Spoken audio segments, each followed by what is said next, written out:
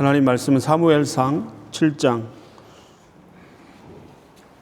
11절에서 14절까지만 보시겠습니다. 사무엘상 7장 11절에서 14절까지 우리 함께 합독하도록 하겠습니다. 사무엘상 7장 11절에서 14절입니다. 시작. 이스라엘 사람들이 미스바에서 나가서 블레셋 사람들을 추격하여 벳갈 아래에 이르기까지 쳤더라. 사무엘이 돌을 취하여 미스바와 센 사이에 세워 이르되 여호와께서 여기까지 우리를 도우셨다 하고 그 이름을 에벤에셀이라 하니라. 이에 블레셋 사람들이 굴복하여 다시는 이스라엘 지역 안에 들어오지 못하였으며 여호와의 손이 사무엘이 사는 날 동안에 블레셋 사람을 막으심에 블레셋 사람들이 이스라엘에게서 빼앗았던 성읍이 에그론부터 가드까지 이스라엘에게 회복되니 이스라엘이 그 사방 지역을 블레셋 사람들의 손에 도로 찾았고 또 이스라엘과 아모리 사람 사이에 평화가 있었더라. 아멘. 사무엘상 강의 7번째 시간입니다. 아주 낯선 느낌이 듭니다. 오랜만에 말씀을 전하는 느낌입니다. 오늘 본문은 여러분이 잘 아시는 미스바 사건입니다. 미스바 하면은 부흥이 일어났던 곳, 하나님의 도움을 생생하게 다시 체험한 곳, 바로 이 미스바, 거기에 모여서 잃어버렸던 과거의 영광을 회복하는 아주 중요한 사건이 일어났던 현장이 미스바입니다. 이스라엘 백성들의 마음은 식었고 메말라 있었습니다. 그런데 거기서 부흥이 임하고 하나님의 영광이 임하여서 잃어버렸던 하나님의 영광을 회복하는 생생한 하나님의 도우심의 은혜를 경험하게 됩니다. 우리가 지금 사무엘상 강해를 이어가고 있습니다. 우리가 앞부분에서 살펴보았던 것처럼 하나님의 언약궤가 블레셋에 머물 때 재앙이 임하니까 돌려보냈습니다. 돌려보내서 머문 곳이 오벳 에돔의 집이었습니다. 자, 이 오벳 에돔의 집에 언약궤가 도착했을 때 백성들은 율법을 잘 알지 못했기 때문에 오랜 동안 하나님의 율법을 잃어버렸기 때문에 하나님을 하나님으로 대하지 못했습니다. 자기 임의대로 그 법궤를 다루었다가 70명이 죽어나가는 사고를 당하게 됩니다. 이 언약궤를 볼 때는 말씀의 지침대로 하나님 앞에 나가는 것처럼 함부로 나갈 수 없었고 함부로 볼 수 없었는데 그 언약궤를 들여다보다가 70명의 사람이 즉사하는 이러한 재앙이 임하게 되었습니다. 그래서 이 법궤는 다시 기앗 여아림으로 이동하게 됩니다. 이곳이 어디인가? 블레셋이 점령한 곳이지만 이스라엘 영토인 애매모호한 국경지대에 이 여호와 하나님의 언약궤가 머물게 되는 것을 보게 됩니다. 거기서 오늘 성경을 보시면 20년 동안 머물었다라고 기록하고 있습니다. 그러니까 20년 동안 하나님의 영광과 임재가 떠나고 이스라엘 백성들은 20년 동안 예배가 다 무너진 상태로 살아가고 있었어요. 여러분 한번 생각을 해보십시오. 20년 동안 하나님을 떠나고 온전한 예배를 드릴 수 없었던, 그래서 그들의 마음은 더 이상 하나님에 대해서 갈망할 수 없는 너무나 메말라버린 영적 상태. 우리 한번 오늘 본문의 말씀을 한번 보겠습니다. 2절 한번 보실까요? 궤가 기앗 여아림에 들어간 날부터 20년 동안 오래 있은지라 이스라엘 온 족속이 여호와를 사모하니라. 20년 동안. 원래 이 언약궤는 성소 안에 들어가서 있어야 하는 너무나 거룩한 하나님의 영광과 임재를 상징하는 너무나 중요한 상징물인데 이것이 20년 동안 방치되었던 것입니다. 물론 아비나답의 집에 머물렀어요. 그 집이 은혜와 복을 받는 장면이 기록되고 있습니다. 그러나 이스라엘 전체의 상황에서는 하나님을 기억하지 못하고 예배가 사라진 20년의 시간을 보내야만 했습니다.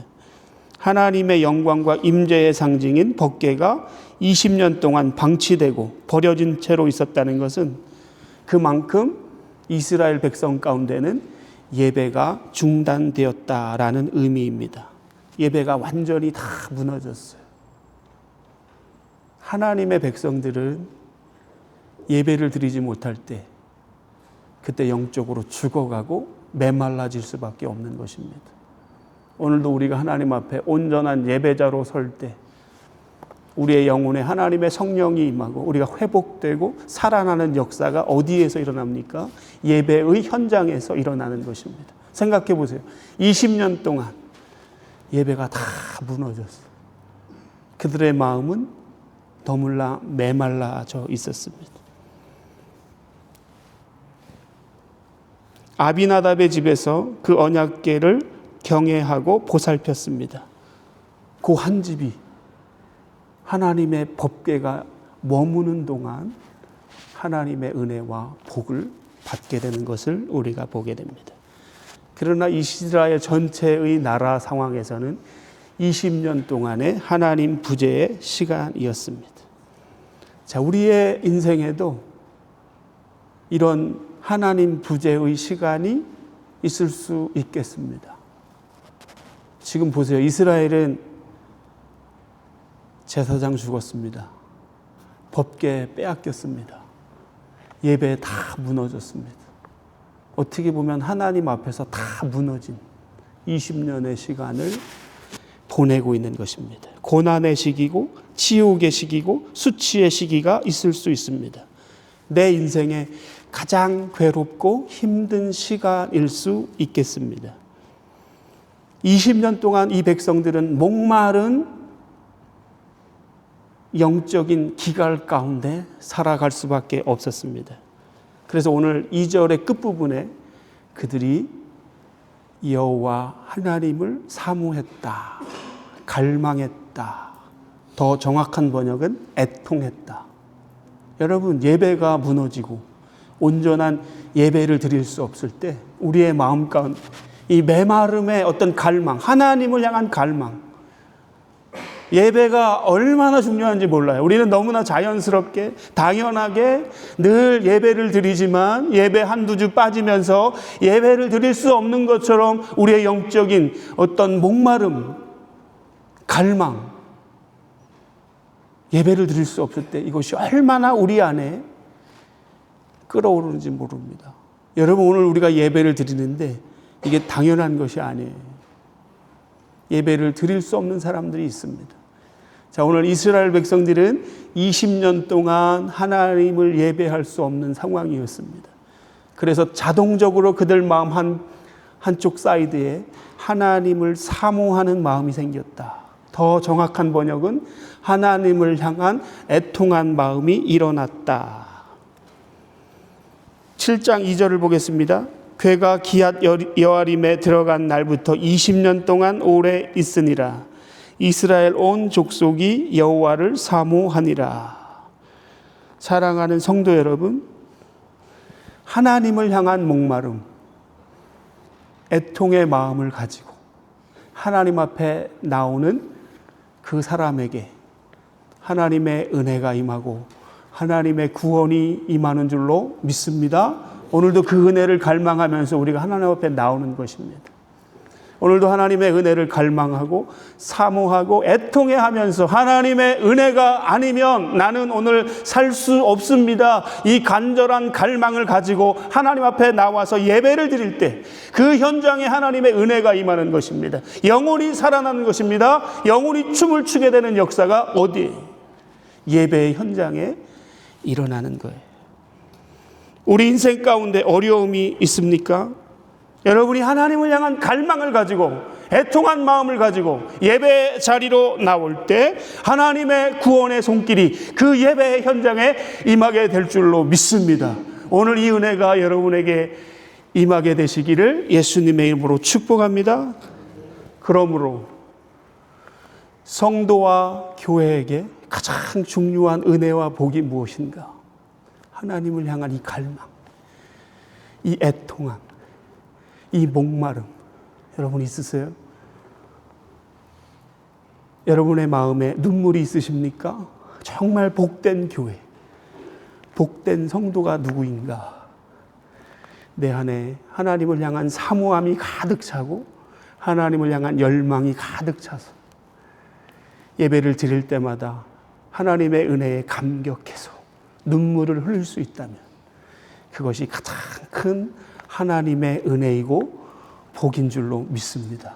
여러분, 우리의 심령이 메마르면 안 되는 것입니다. 교회는 언제 복이 있는가? 성도는 언제 복이 있는가? 말씀을 들을 때, 예배를 드릴 때, 애통하는 마음이 있을 때입니다. 요즘 농사 짓는 분들 많이 있을 것 같습니다. 농사를 지으면서 많은 것들을 깨닫습니다. 아무리 옥토라고 할지라도 물이 빠지면 사막이 됩니다. 반대로 아무리 사막 같은 땅이라도 물이 들어가면 옥토가 되는 것입니다. 우리의 메마른 심령에 하나님이 주시는 애통의 눈물이 회복될 때 그 메마른 땅이 변해서 옥토가 되고 그 메마른 땅이 변해서 이제는 하나님의 열매를 맺는 아름다운 땅이 될 줄로 믿습니다. 그러므로 사모하십시오. 하나님, 내 메마른 심령에 가물어 메말라가지고 논인 밑바닥에 쫙쫙 깔러진 정말로 너무나 메마른 내 심령에 오늘도 폭부수와 같은 단비를 부어주셔서 그 하나님의 풍족한 은혜의 샘물을 공급하셔서 오늘도 내 영혼이 예배를 드릴 때 춤을 추고 살아나는 역사가 오늘 우리 가운데 있게 해주세요. 이 갈망을 가지고 하나님 앞에 나갈 수 있는 우리 모든 성도님들이 다 되시기를 예수님의 이름으로 축복합니다. 자, 오늘 본문을 자세히 보시면 그들은 하나님을 사모했고 애통했고 눈물을 흘렸다. 그 눈물은요, 회개의 눈물이었습니다. 20년 동안 하나님을 떠나서 죄악을 행하고 하나님을 떠나니까 그들의 삶 가운데 너무나 자연스럽게 우상을 섬길 수밖에 없는 세상의 거센 문화 앞에 무릎을 꿇고 하나님의 백성들이 우상에게 절하며 바알과 아셀 신에게 절을 하면서 물들었어요. 사무엘이 이스라엘 족속에게 말했습니다. 너희가 전심으로 여호와께로 돌아오려거든 이방 신들과 아스다롯을 너희 중에서 제거하고 너희 마음을 여호와께로 향하여 그만을 섬기라. 그리하면 너희를 블레셋 사람의 손에서 건져내리라. 여러분, 예배가 무너지면 너무나 자연스럽게 우리의 삶의 방향은 세상을 향할 수밖에 없는 것입니다.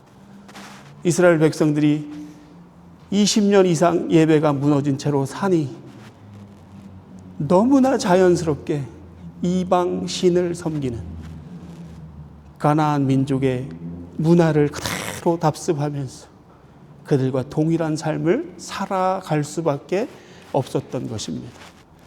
사무엘이 그들에게 하나님의 구원을 너희가 정말로 원한다면 오늘 너희가 서 있는 그 자리에서 우상을 다 버리고 여호와 하나님을 바라보고 여호와만 섬기라. 그럴 때 하나님의 구원이 너희에게 임하게 될 것이다 라고 말씀하고 있습니다. 우상을 제거하고 하나님만 섬기라. 그러면 구원이 임하게 될 것이다. 여러분, 오늘 하나님의 구원을 사모하는 분들이 계십니까? 하나님보다 더 사랑하는 세상의 문화, 우상을 다 내려놓고 하나님을 전심으로 구하고 찾을 때 살아계신 하나님의 도우심이 여러분의 삶 가운데 있게 될 줄로 믿습니다.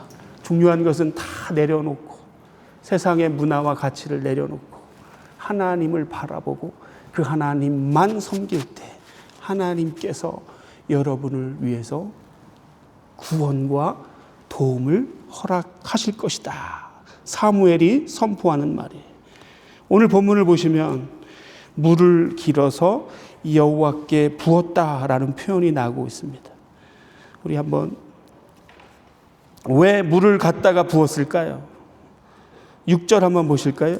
그들이 미스바에 모여 물을 길어 여호와 앞에 붓고 그날 종일 금식하고 거기서 이르되 우리가 여호와께 범죄하였습니다. 여기 보면 물을 붓는 내용이 나옵니다. 왜 물을 부었을까요? 여호와 하나님 앞에 물을 떠다가 물을 부으면서 하나님 앞에 회개의 기도를 하고 있습니다. 여기 보시면 물을 붓는다라는 의미가 에레미야 애가를 보시면 2장 19절에 이렇게 되어 있습니다. 내 마음을 주의 얼굴 앞에 물 붓듯 할지니라. 물을 붓는다는 의미는 내 마음을 다 하나님 앞에 쏟아낸다라는 의미예요. 죄악으로 가득 찬 나의 마음을 다 쏟아서 하나님 앞에 토해고 아란다, 이런 의미가 있습니다. 그런 상징적 의미가 있는 거예요. 지난 날에 하나님을 떠난 20년의 삶 가운데 얼마나 더러운 것들, 얼마나 부끄러운 것들이 많이 있을까요?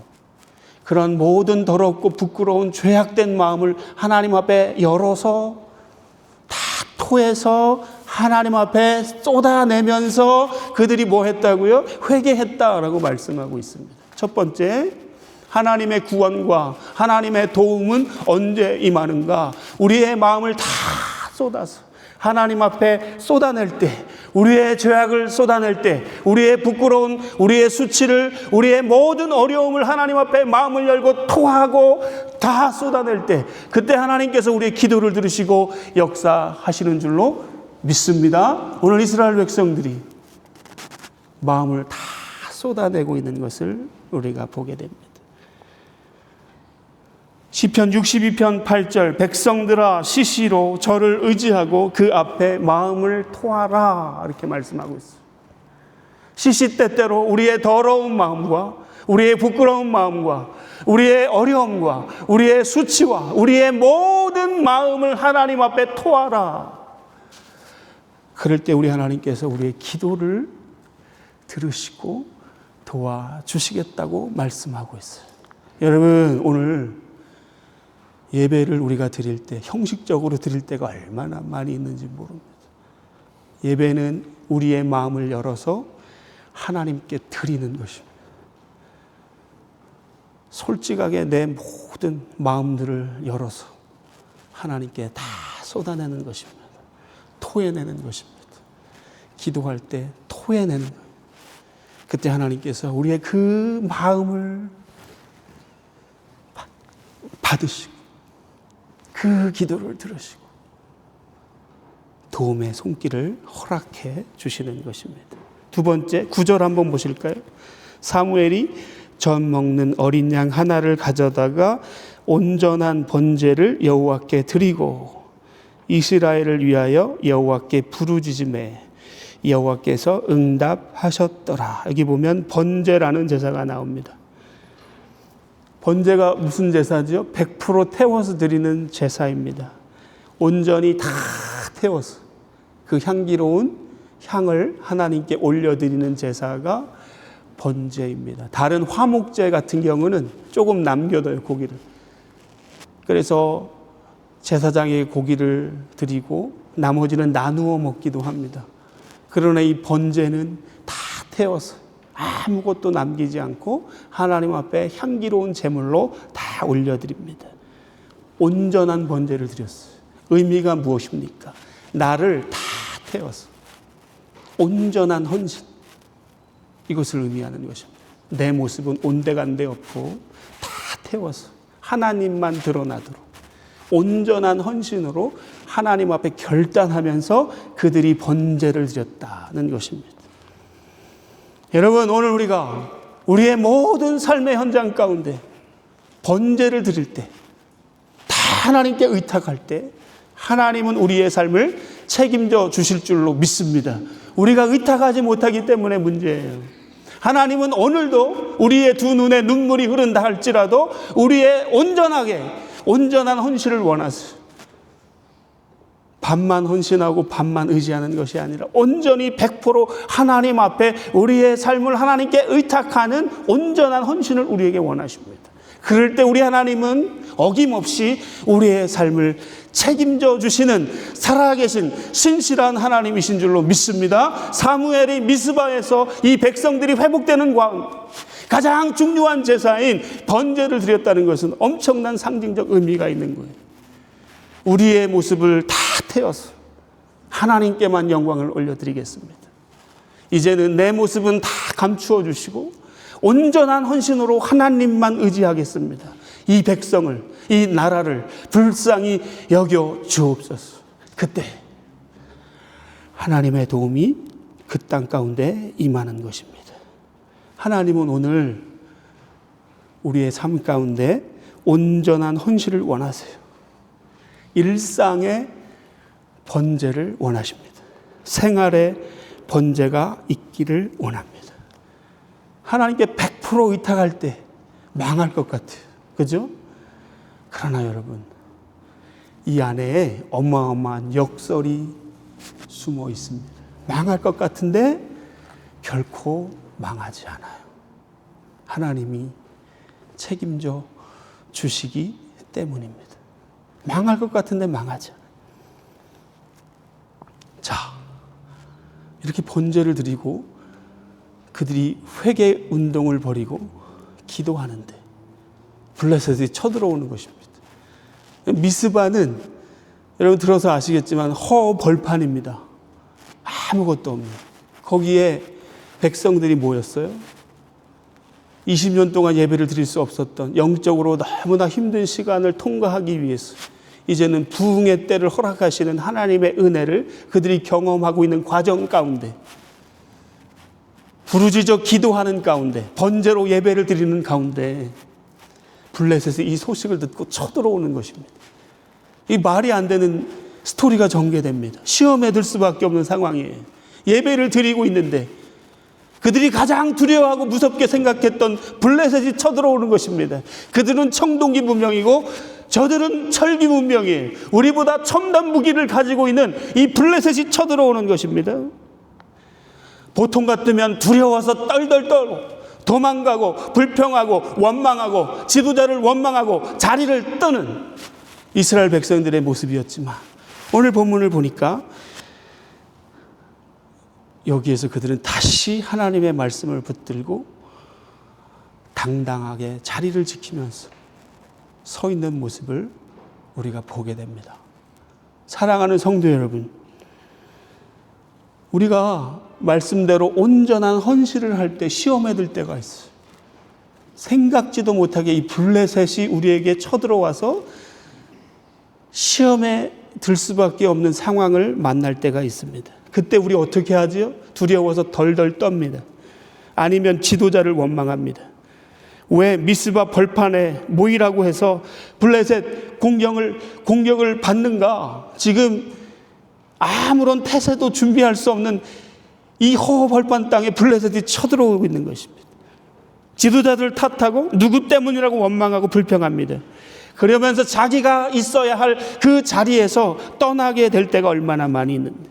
자, 보세요. 20년 동안 이스라엘을 힘들게 하고 압박했던 블레셋이 쳐들어오는데 이 이스라엘 백성들이 요동하지 않아요. 더 이상 요동하지 않습니다. 도망가지 않습니다. 그 자리에 탁 버티고 서 있습니다. 누구를 원망하지도 않습니다. 불평하지 않습니다. 뭐라고 얘기할까요? 사무엘에게 찾아옵니다. 그러면서 이야기를 해요. 우리를 위해서 기도해 주십시오. 예전과 많이 달라진 모습을 보게 됩니다. 우리를 위해서 기도해 달라고 사무엘에게 요청하고 있는 것을 보게 됩니다. 이게 다른 것입니다. 여러분의 삶 가운데 사단 마귀가 공격해 옵니다. 그때 너무 쉽게 도망치지 마십시오. 누구를 원망하지도 마십시오. 그때 해야 할 것이 있습니다. 8절을 보겠습니다. 이스라엘 자손이 사무엘에게 이르되 당신은 우리를 위하여 우리 하나님 여호와께 쉬지 말고 부르짖어 우리를 블레셋 사람의 손에서 구원하게 하소서. 여기서 기도를 요청하는데 우리를 위해서 부르짖어 주십시오. 간절한 기도 더하기 부르짖는 기도가 있었어요. 사무엘에게 우리를 위해서 기도하되 부르짖는 기도를 통하여 우리를 위하여 기도해 주십시오. 요청하고 있는 것을 보게 됩니다. 여러분, 부르짖는 기도가 너무나 중요합니다. 성경에 보면은 하나님 역사가 늘 기적같이 일어날 때 부르짖는 기도가 있었어요. 소경 바디메오가 다윗의 자손이여 나를 불쌍히 여겨달라고 부르짖어 기도했을 때 주위의 많은 사람들은 막아서고 예수님께 나오지 못하게 했지만 그러나 부르짖는 기도 뒤에 기적의 역사가 일어나는 것을 우리가 얼마나 많이 보는지 몰라요. 다윗도 많은 기도가 부르짖는 기도였습니다. 오늘 이스라엘 백성들이 사무엘에게 요청합니다. 우리를 위해서 기도해 주시되 부르짖어 우리를 위하여 기도해 주십시오. 보세요. 정리하겠습니다. 미스바의 부흥, 회복 첫 번째.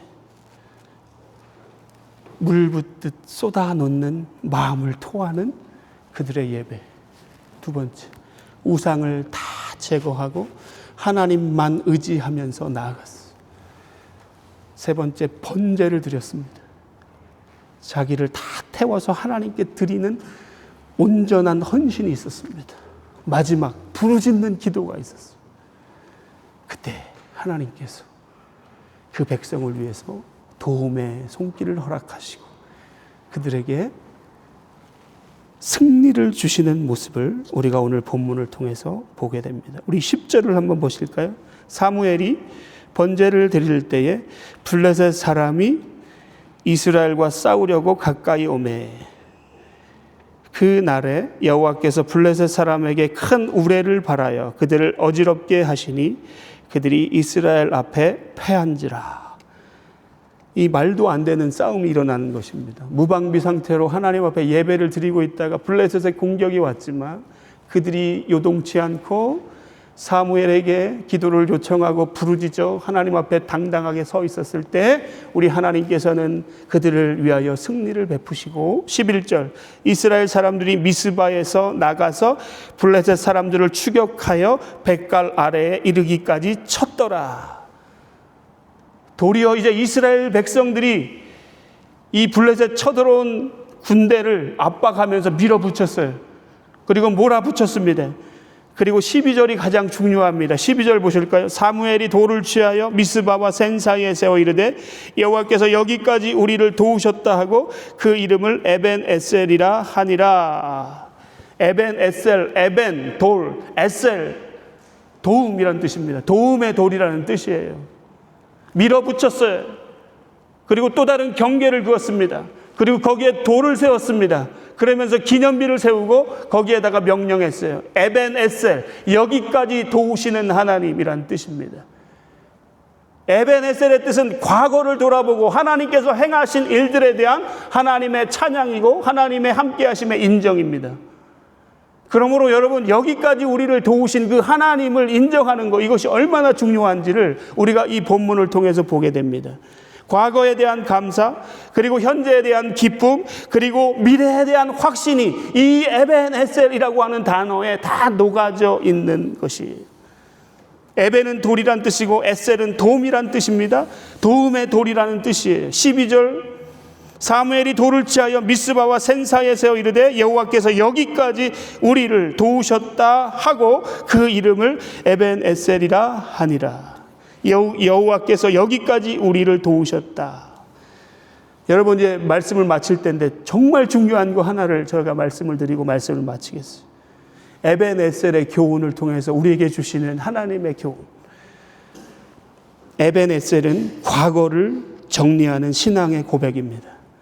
지금까지 여러분 여기까지 우리가 살아왔어요. 지금까지 살아오면서 과거를 돌이켜보면 고통도 있었고 수치도 있었고 아픔도 있었고 생각하기조차 싫은 인생의 고난도 있었습니다. 힘들었던 그 모든 시간을 다 포함하는 것이 여기까지입니다. 그런 의미에서 에벤 에셀은 과거를 제대로 정리하는 결론적인 고백입니다. 하나님의 사람, 믿음의 사람들은 과거의 모든 시간을 하나님이 인도하심으로 받기 때문에 과거의 여러분의 삶 가운데 기억하고 싶지 않은 어려움과 고통과 환난의 시기라도 하나님의 인도하심으로 받습니다. 오늘 에벤 에셀의 이 고백은 미래가 아니에요. 지금까지 살아온 시간을 신앙으로 아름답게 정리하는 고백입니다. 과거는 그냥 지나가 버린 시간이 아닙니다. 과거는 그냥 끝난 사건이 아닙니다. 과거는 오늘 내 삶에 영향을 미치는 것이 과거입니다.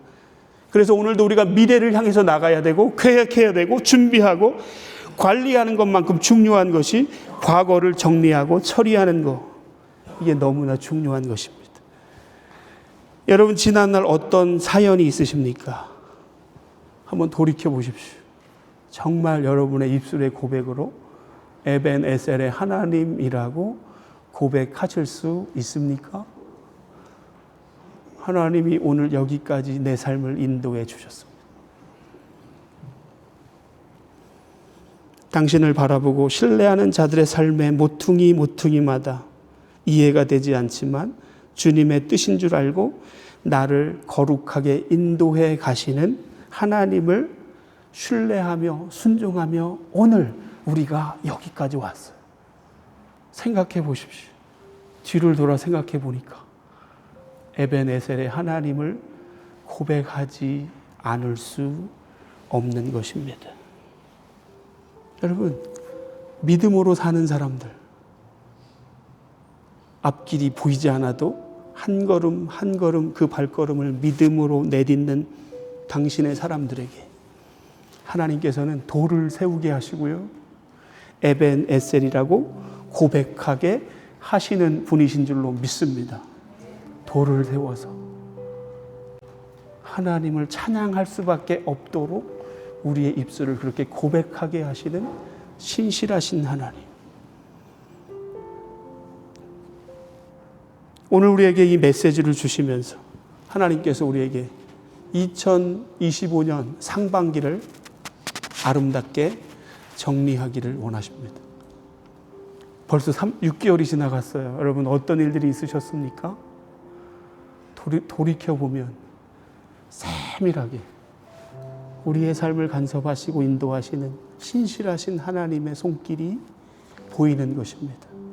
하나님의 손길이 미치지 않은 것이 없다는 사실을 오늘 우리가 믿음의 눈으로 뒤를 돌아보니 고백하게 하는 것입니다. 성경은 소돔과 고모라가 멸망할 때 롯의 가족을 이끌어내실 때 그 가족에게 주시는 말씀이 있어요. 절대로 뒤를 돌아보지 말아라. 절대로 뒤를 돌아보지 말아라. 그런데 롯의 아내가 소돔과 고모라의 미련이 남아서 거기에서 정리가 되지 않았어요. 뒤를 돌아보았습니다. 소금 기둥이 되어버렸어요. 그러면서 성경은 우리에게 메시지를 전해주고 있어요. 과거를 제대로 처리하지 않으면 현재가 비참해지는 것입니다. 과거에 묶이는 것입니다. 과거의 그 우상 숭배에 노출되어서 끊임없이 허우적거리면서 무너질 수밖에 없는 것. 사랑하는 성도 여러분, 과거를 잘 정리해야 앞으로 나갈 수 있는 것입니다. 이것이 신앙적으로 바르고 아름답게 살아갈 수 있는 아주 중요한 길입니다. 지난날 원하지 않게 받은 상처가 해결이 안 돼서 내 안에 계속 머물고 있는 것입니다. 그 상처가 나를 힘들게 하는 거예요. 나를 만나는 사람들을 힘들게 하는 거예요. 그 상처 때문에 마음에 평강이 없어요. 그리고 하나님이 사랑하라고 만나게 하신 그 사람을 그 관계의 어려움 때문에 사랑하지 못하는 것입니다. 여러분, 오늘 다시 과거를 가장 잘 처리하는 최고의 처방이 에벤에셀인 줄로 믿습니다. 에벤에셀.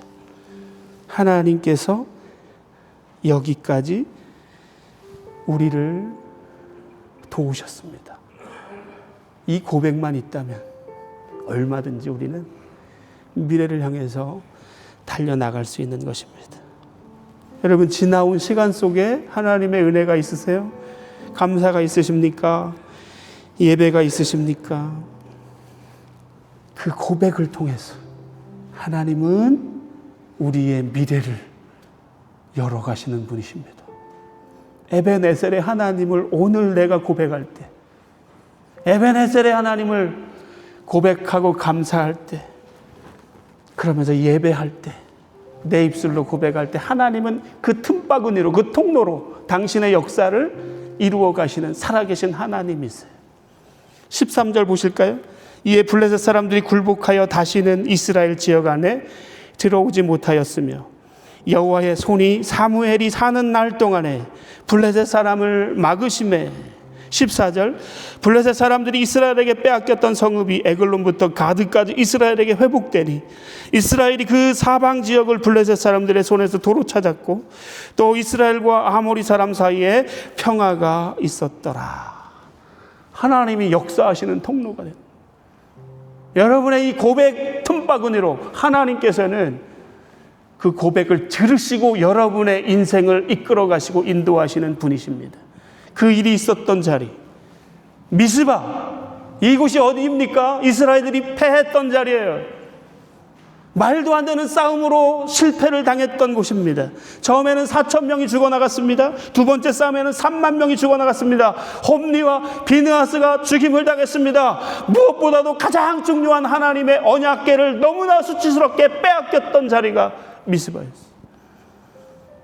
이스라엘 역사 가운데 가장 수치스럽고 자존심이 상해서 고통스러워서 기억조차 하기 싫었던 삶의 자리가 미스바였습니다. 그런데 오늘 그 미스바가 변해서 에벤에셀이 되고 있다는 사실을 기억하십시오. 여러분, 우리가 오늘 이 믿음의 고백이 얼마나 중요한지 몰라요. 정말 말씀을 마치겠습니다. 사람들이 정리가 안 되면 회복이 될 수 없습니다. 여전히 아픈 것입니다. 그런데 정리가 되면 그 모든 이야기가 완전히 회복되는 아름다움이 될 수 있습니다.